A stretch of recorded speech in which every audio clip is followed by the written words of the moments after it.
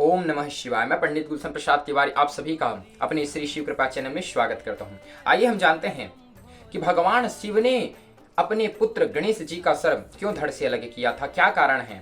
तो गणेश पुराण के एक कथा अनुसार एक बार भगवान शिव जी जो हैं सूर्यदेव पर क्रोधित हो जाते हैं और क्रोध के कारण अपने त्रिशूल से सूर्यदेव पर प्रहार कर देते हैं, उसके सर को धड़ से अलग कर देते हैं। जैसे ही सूर्यदेव के सर को धड़ से अलग कर देते, पूरी त्रिलोकी में, पूरे संसार में अंधकार ही अंधकार छा जाता है। कश्यप ऋषि जो है, सूर्यदेव के पिता जो है कश्यप ऋषि जो है, सूर्यदेव के धड़ को अपने गोद में रख करके रुदन करने लगते हैं और रुदन करते हुए उन्हें क्रोध आ जाता है कि मेरे पुत्र का जो वध किया है उन्हें श्राप देता हूं। ऐसे बोल करके कश्यप ऋषि जो है श्राप दिए कि ऐ शिव, तुमने मेरे पुत्र का सर जो है धड़ से अलग किया है, जाओ भविष्य में तुम्हारा जो पुत्र होगा उसका भी सर धड़ से अलग होगा। इस प्रकार से कश्यप ऋषि जो है भगवान शिव को श्राप दे दिए। उसी समय भगवान शिव भी कश्यप ऋषि को श्राप देने वाले थे।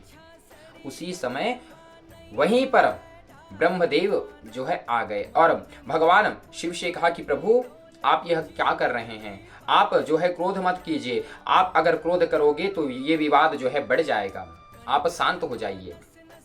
इस प्रकार से जैसे बोले और कहा कि हे प्रभु आप इस सूर्यदेव को जीवित कीजिए, क्योंकि यह सूर्य जो है हम तीनों का ही अंश है, ब्रह्मा विष्णु महेश इन तीनों का ही अंश है, इसलिए आप इसे जीवित कीजिए।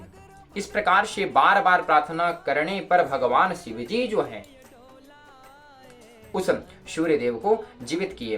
रही बात श्राप की, तो भगवान है तो भगवान को कभी श्राप नहीं लगता, लेकिन भगवान यह कहते हैं कि अहम भक्ता आधीन, मैं भक्त के वश में हूं। कहते हैं प्रबल प्रेम के पाले पड़कर प्रभु को नियम बदलते देखा, खुद का मान टले टल जाए भक्त का मान ना टलते देखा। कौन थे? कश्यप ऋषि एक संत थे, ऋषि थे और एक भक्त थे।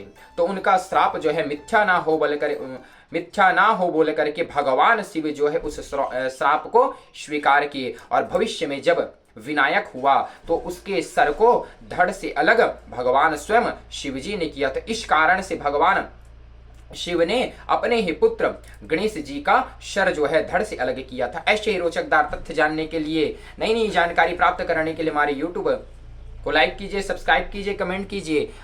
हर हर महादेव, धन्यवाद।